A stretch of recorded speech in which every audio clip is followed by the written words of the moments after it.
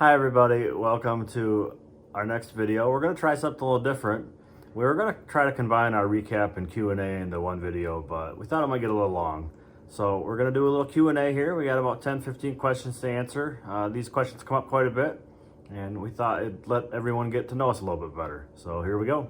Okay, so we're gonna start by kind of telling you who we are and how we decided to do this. So Kyle and I have been avid travelers for a long time. That's what we love to do. It's our passion. We were pretty much going somewhere all of the time. And when COVID hit, that kind of came to a halt. There were some things that were happening all during COVID. We lost our first boy, Joseph. We missed you very much. And then we were grounded and we just couldn't travel anymore. And life had changed for us with losing Joseph. And so we were like, we need to find a different solution. And we still had Datsuk with us, and so we wanted to be able to incorporate him into how we travel. And so we were thinking of what could we do. And we had always known, like people when they retire, they like to get a camper and travel around the country. And we always thought we would be one of those people. What we didn't think is that we would actually be doing it now. And so we went and we found a camper that worked for us. It worked for Datsuk, and we bought it, and then we tried it out for a few times, like in the winter, and we liked it, and Datsuk was cool with it, and so we decided this is gonna be our thing. We're gonna set out and go do this. And it worked because I was still virtual. The problem was Kyle was still working, and so it didn't, we can't really go out and camp all over the country because he actually has like a physical job that he's required to be at. So we came up with this idea of, Kyle, you're gonna quit your job and we're gonna go travel the country while I'm still working. And so a lot of people are surprised to learn that I actually came up with this, and everybody's like, wow, you get to, they're telling Kyle like, wow, you had to quit your job and go travel around, and that's so cool, and how'd you get your wife to agree to that? Just for the record, that wasn't my idea at all. I think I asked, where's the catch? This doesn't seem right. Too good to be true. Something's wrong. But here we are. So part of me quitting my job, we bought our camper the week of Thanksgiving in 2020. We took delivery. We took our first camping trip in December, and then we had another one in January, and then I actually managed to slice my foot open, so that postponed a camping trip. I had to get a bunch of stitches in my foot. And then we took one more, the Super Bowl weekend of 2021. It was about 25 below in the Michigan winter. We got about 6 inches of snow. And so those were our first 3 trips. So it was at this point that we had decided to proceed forward, and I was supposed to quit my job. And I walked upstairs with my boss to his office to put in my notice. And I've never been that nervous before at work. It was surreal how scared I was. I by no means love my job. Anyone that knows me working can attest to that. But it was still pretty scary to just walk away from a good job. One that I didn't like at all, didn't want to go anymore. Everyone will say that though. It was still really, really scary. And there's still numerous days that I still look back and go, wow, I can't believe I did that. And was it the right choice? So a common, I would say, misconception, not really a question that comes up, is what is it we're doing? And I think it might be easier to explain what we're not doing. What we're not doing. So the typical camping experience, I would say, that people are familiar with is a weekend warrior, show up Friday night, set up camp really fast, probably as it's getting dark, start a fire, cook over the fire, maybe not because it's too late. Then you pretty much have Saturday where you do whatever at the campground, you barbecue all day on Saturday afternoon, have a fire, kids run around screaming like little crazy people. That's not us at all. Taking the camper and camping is more of a means to an end to go see the things we want to see, not the camping experience. Most of our meals are pretty quick, actually. It's pretty rare for us to have a big meal. We don't really have fires. Firewood's really hard to find in a lot of places. A lot of the places we've been, the country was on fire, so probably not a good idea to have a campfire even. And so that's not really us. Our goal is really the destinations and to go see waterfalls, mountains, desert, cactuses, swamp, alligators, all kinds of stuff like that. We visited very few big cities. That's something that's come up as well. We generally avoid those. The whole purpose and what we've kind of learned from COVID is we don't really care too much for people. Small amounts of people are okay. We've met some really cool people out while we're traveling, but big crowds are pretty terrible, and I don't think that's ever going to change for us. So we generally try to avoid them, which means we generally avoid big cities. The only cities that we've really been to, we were in Savannah, we went to Washington, D.C., and we also went to New Orleans, which will be coming up pretty soon. So we spent 9 nights in New Orleans, which is a long time for us in a big city. But it was pretty awesome. That's been a place we wanted to go for a long time. So that's why we went there. So we usually get asked, since we're not like typical campers, like what are you actually doing? What does a typical day look like? And I would say we actually have like 3 typical days. We have like our move days, we have days that I work, and then we have the weekends. So on the weekends, we're basically just like go, go, go, go, because that's like the most amount of time where we can actually go and do stuff. On a weekday, I work normal Eastern business hours, Monday through Friday, 8 a.m. to 5 p.m. Sometimes I work through lunches and sometimes I work over. And so we only have like a small section in the evening of like daylight hours to be able to go and actually do something. So it's usually only one thing, one hike or one park or one something that we can actually fit in. It's not a ton of time, and so something that we've actually learned along the way is that we like to have more than just a couple days in a place. We really like to have like at least a week, because then we can fit like everything in that we want to fit in, especially because we're only limited by a few hours. And then if the weather is bad on some days and you can't go out and hike or whatever, and you're stuck in the camper, you know, it's just kind of wasted time to be there, even though we're glad to be there. So it's hard on those, you know, weekdays to actually be able to accomplish a lot of different things.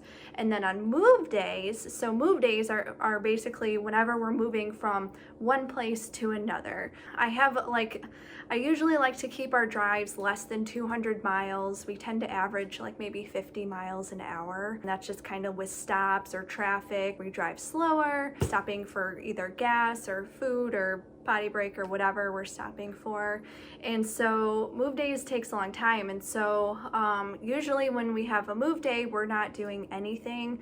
We're a little bit better in the evenings now on move days, not being so tired and it being so stressful that sometimes we go out and do stuff. Because when we first started, like, move days were huge for us. When you first start doing this and hauling a camper across a country, unfamiliar areas, you don't know where things are, you don't know how people drive. People are really crazy all over the country, and it's just very stressful. And setting up and taking down, that took us a long time in the beginning. But so we're a lot better on move days now. But that's what typical days look like.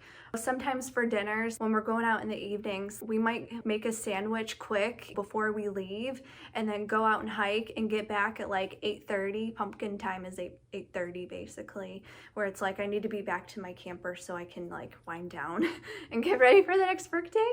But and then we'll come back and we'll eat something when we get back late at night. So we don't, like Kyle said, we don't usually have big meals. We do have a big meal occasionally. It's kind of a nice, like, we'll have a period where maybe we don't have anything planned for an evening, so we'll be more involved in cooking something. That's usually it. Most of the time we are on the go. We just don't have time.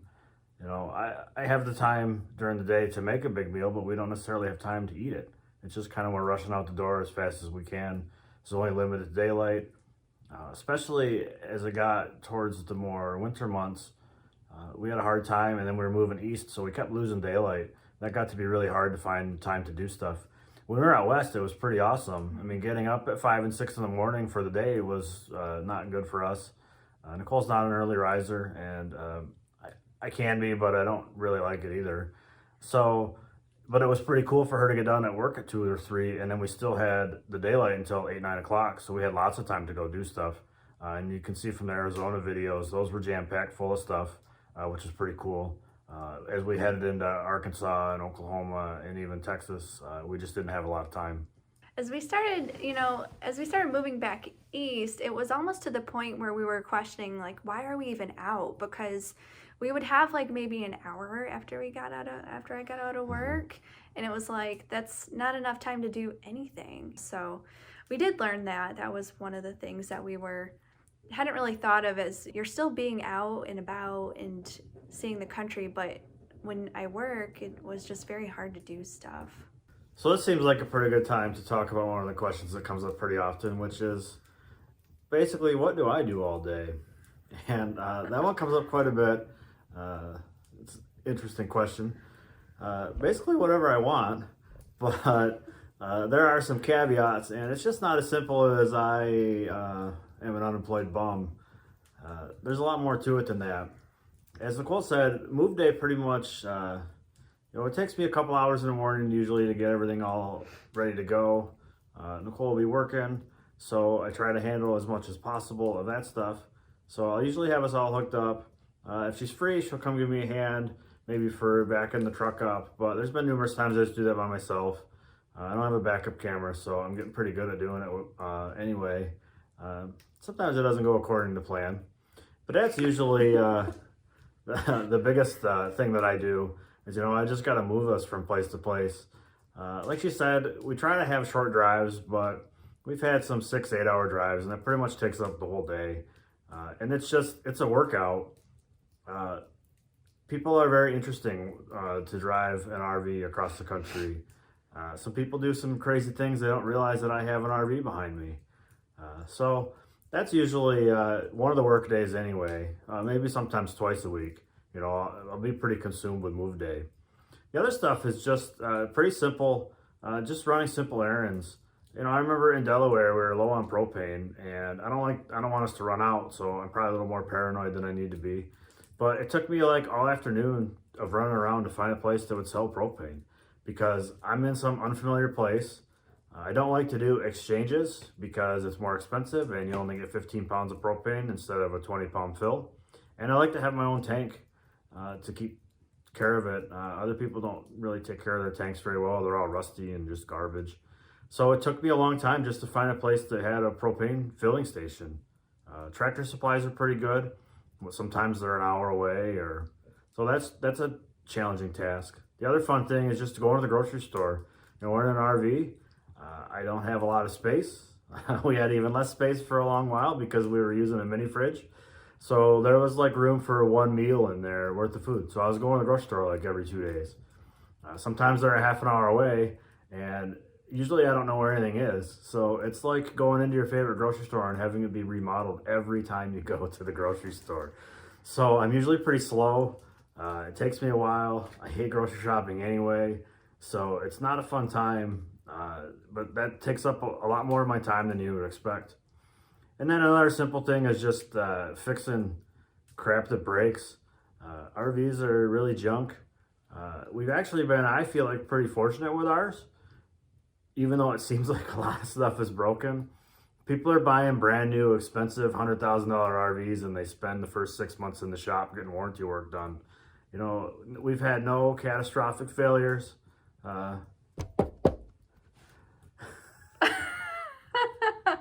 So, everything's been fixable so far, but I do spend a large portion of my day either trying to find parts or putting stuff in, or, duct taping, super gluing, bubble gum, and something back together. It's usually pretty hard.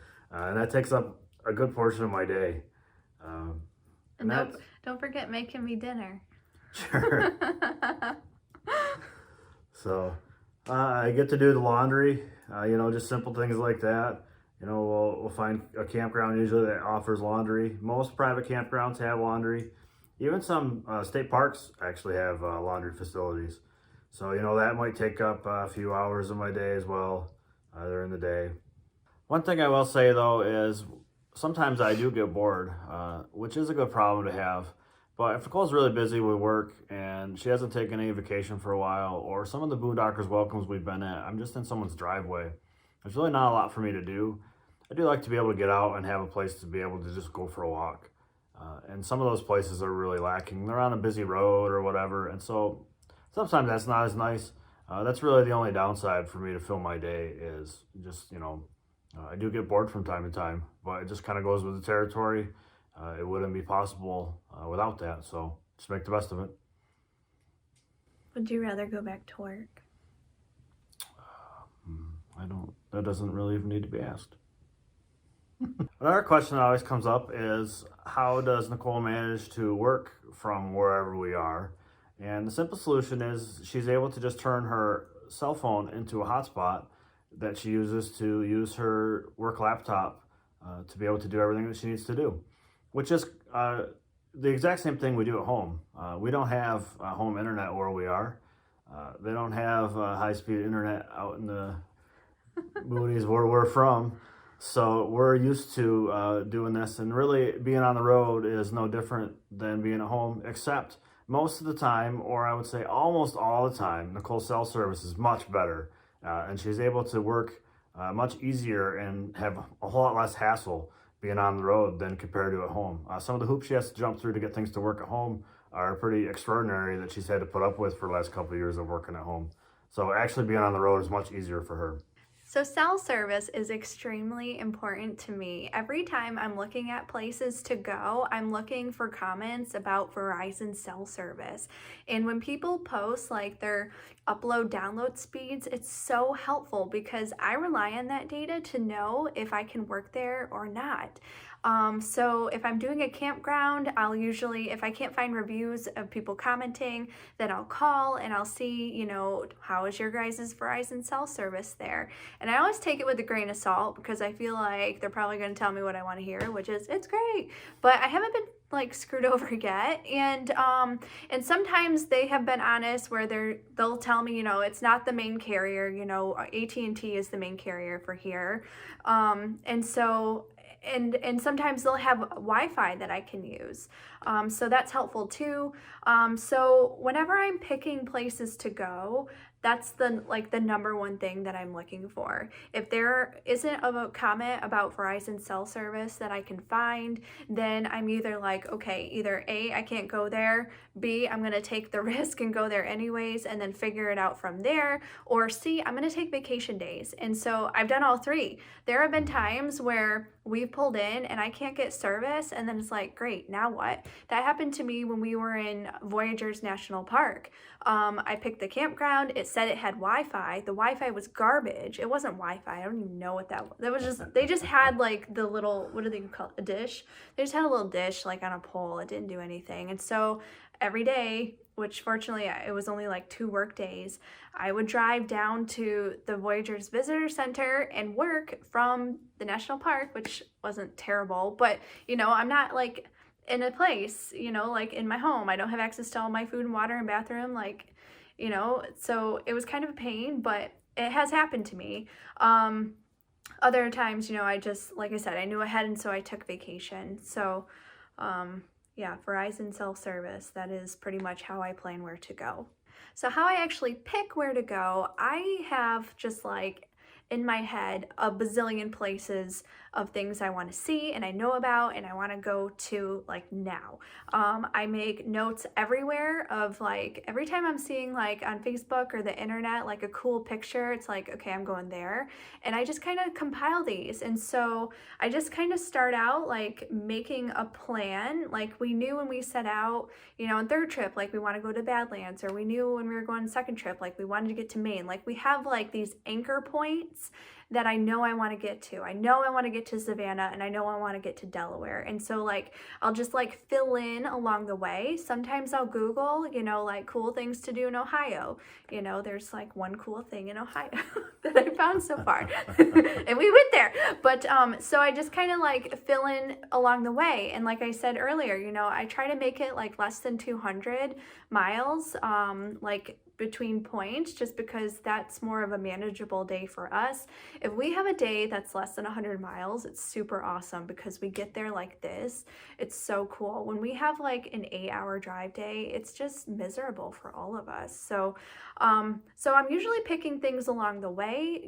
I have my anchor points, like my destinations where I know I want to get to, and then I find things to go to throughout there. Sometimes they're gems and sometimes they're like flyovers, like but that's the whole point of why we're doing this, is because we can see so much, you know, like there is a lot of places that we would have never seen, you know, because they aren't like main destinations that people typically like fly to or actually make a vacation.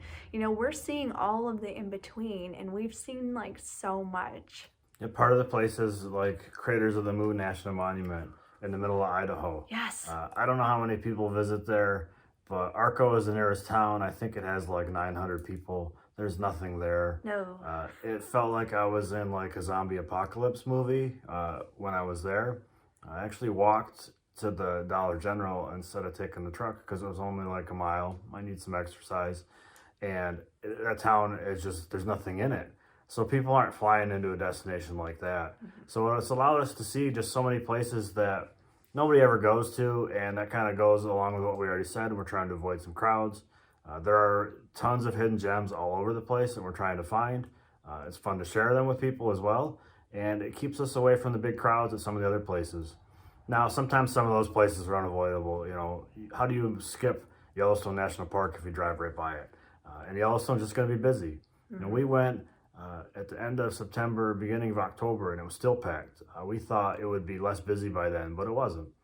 It was still packed. So it's just part of the way the world is now. Those places are really busy. But some of these hidden gems that we've seen, we find a waterfall and we get there and there's nobody there. Or the one person that was there is just walking away.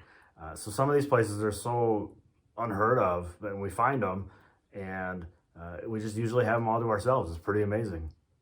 Okay, so a lot of people like to know what is our most favorite spot. And the problem is like every spot is our most favorite spot. It's really hard to choose which one is our favorite. The ones that stick out the most are usually the ones that were most recent. You know, it's been over a year now since we've been to Hocking Hills.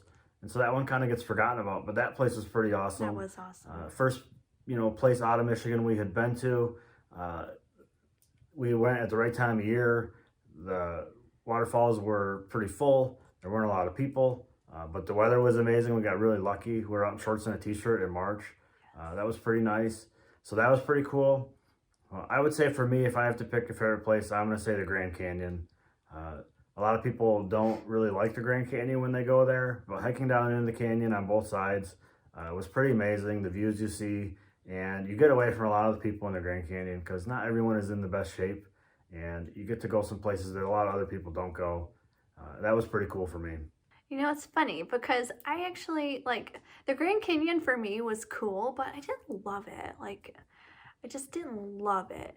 I don't know why. I think maybe, well, we really liked our cactus when we were camping in Arizona. We visited Oregon Pike National Monument. We stayed on BLM land, Gunsight Wash in Y, and that's the town Y. We parked right by a cactus, and it was just our cactus, and we loved it. And there were like little lizards and a little birdie that lived in it that we would see. And it was just so cool because it was our cactus, and we just loved them. We love the cactuses. And so I don't know, I feel like that might be my favorite, but I don't actually want to say it out loud because I have many other favorites. Do you have a least favorite? I don't know. I just had more favorites. I was really surprised at how nice Florida was.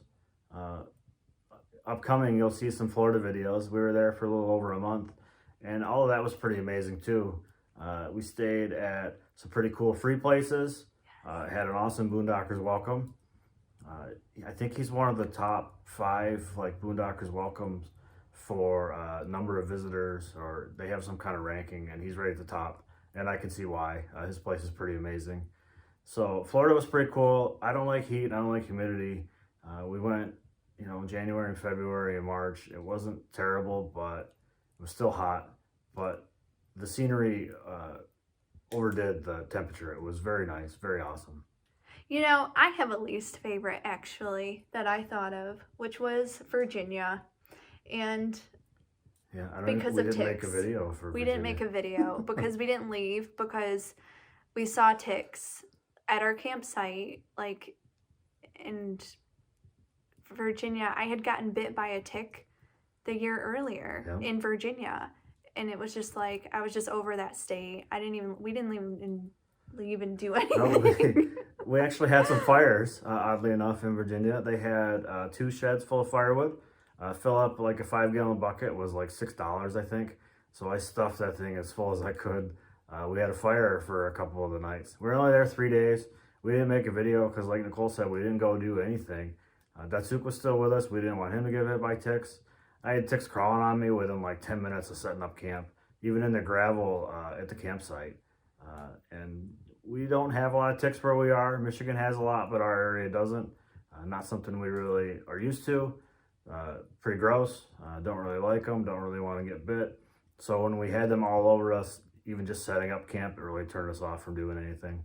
And I thought of another favorite, North Shore, Minnesota. So all up along the North Shore, along Lake Superior, there's tons of state parks, and there's such cool waterfalls. And that was like really cool for me to see all the waterfalls there and along the beaches, and oh, so pretty. That's a favorite too. Yep, that was pretty nice. Okay, so some of the biggest learnings or surprises is basically the entire lifestyle itself is incredibly stressful. And I think probably everybody doesn't think that it is. They think that, oh, you're traveling the country and it's all magical and you're visiting these awesome places and you're doing these great things. And yes, we are, and yes, it is, but it's also very stressful. We are constantly in new locations, figuring things out. Where is the local Dodge dealer to get the truck serviced, or can we, or where is a grocery store, or where is anything? And new roads, we have a Garmin RV GPS that for the most part keeps us in good places, so we don't have to worry about bridges, weight limits or anything like that. But it's you don't know anything. You're constantly in new places, and when things break down, you have to figure out, okay, well, where is there, a Camping World or whatever, where can I get these parts? And it's just so stressful. Everything is just always new, always unfamiliar. You don't have any sort of support, hey Dad, what are you doing? Can you come over? Or hey, can you come check this out? It's you're always on an island. And so that was probably the most surprising, is the actual concept of just being out and alone. That being said, I love the lifestyle. It's just addicting to us to always be in new places and doing cool things and being able to see stuff and learn and share it with other people. I love that. I love having my home with me all the time. I'm not in and out of hotel rooms and checking in, laying in some other person's bed. I have my own bed every night. I wake up and, go to sleep in the same place. I really like being in that situation, closer to the nature than you were if you were staying in a hotel. I just love all that. Yeah, something we didn't realize was so much better than staying in a hotel. We had to stay in a hotel when I had to go back and pick up the truck in Pennsylvania when it was done. So we drove pretty late in the day. We stopped about midnight. We just wanted a place to stay so I could get to the dealer in the morning.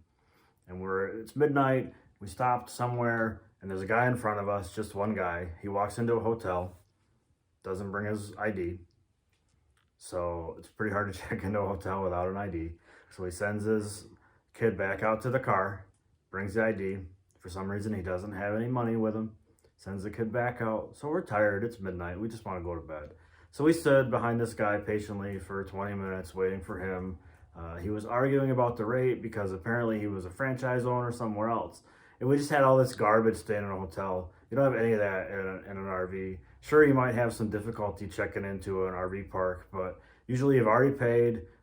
Usually, a lot of times you already have a site. They have somebody right there to take you to your site. It's just so smooth and so much more efficient. And like Nicole said, having our house with us all the time, it's we stop now if we're not taking the RV somewhere and I get hungry, and it's oh, I can't just go back to the trailer and get a sandwich. It's so much simpler. But like she said, a lot of people think it's stress-free, but it's not. So I had been asked after I quit my job if all my stress just kind of melted away. And sure, like workplace stress and that kind of stuff is obviously gone, but it's been replaced by a whole new stress. When things went wrong at home, I usually knew how to take care of it, or at least know who to call to take care of it. Like Nicole said, when we're out on the road, we're on a complete island. Weird things happen, and you don't know what to do. You know, I think back to when the guy got stuck at Lone Rock Beach, and I helped pull him out. If that happened here, I would know people that I could call that could come help. Probably know the tow truck companies, you know, all those things that you wouldn't think of. This guy was, you know, 1,000 miles from home. He didn't have the first clue who to call, and nor does anyone. So if you can't find somebody to help you, you're all by yourself, and that makes things very stressful. You know, RVs are notorious for being junk. So it's just been different to have to fix a lot of things. I kind of knew that going in. I didn't expect we'd have so much trouble. I didn't expect the fridge would be such a nemesis to me. So that's been a big learning. It's working for now. Hopefully it'll keep working. I'm running out of parts to replace. The other thing that we always have to be paying attention to is how much gas do we have in the generator when we're boondocking, or how much water do we have. And so Kyle's always figuring out, where can I go get water, and, you know, bringing his jugs all over town and filling it up. And this is how you get water when you're in the desert. One holds the button, one holds the jug.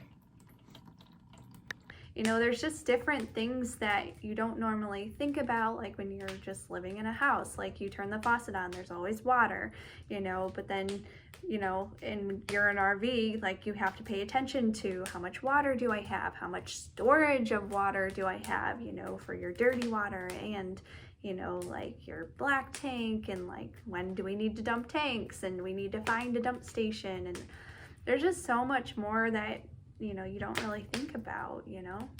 But of course, all these sacrifices are totally worth for us, without any doubt, to do what we're able to do.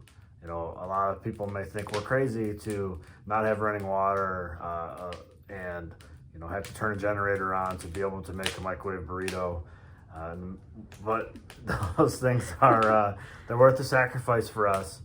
There's really no other way to do what we're doing, and that's just the way RV lifestyle is, and it works.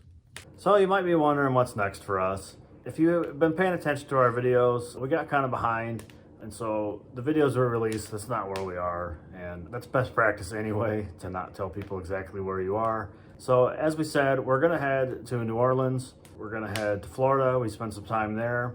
We also have an upcoming trip to Isle Royale, so we're gonna try something a little different. We're gonna make a video from going to Isle Royale, so that'll be coming up in a few months, and that's probably all we have planned at this moment. We're not sure where things will lead after that, and that's what we have for now. So stay tuned. We've got trip 4 coming up very soon, like next week. We'll start releasing videos.